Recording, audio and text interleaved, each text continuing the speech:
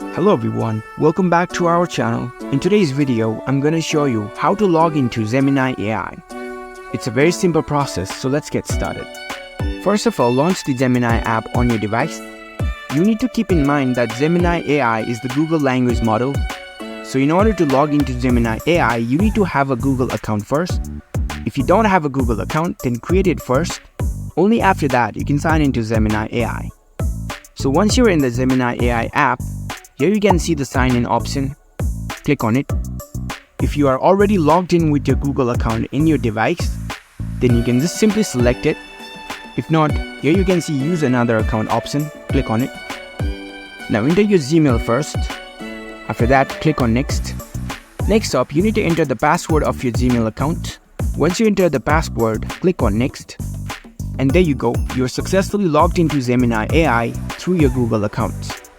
So all you need is a Google account in order to sign into Gemini. So that's it. If you found this video helpful, don't forget to give this video a thumbs up and subscribe to our channel for more tech tips. Thank you for watching.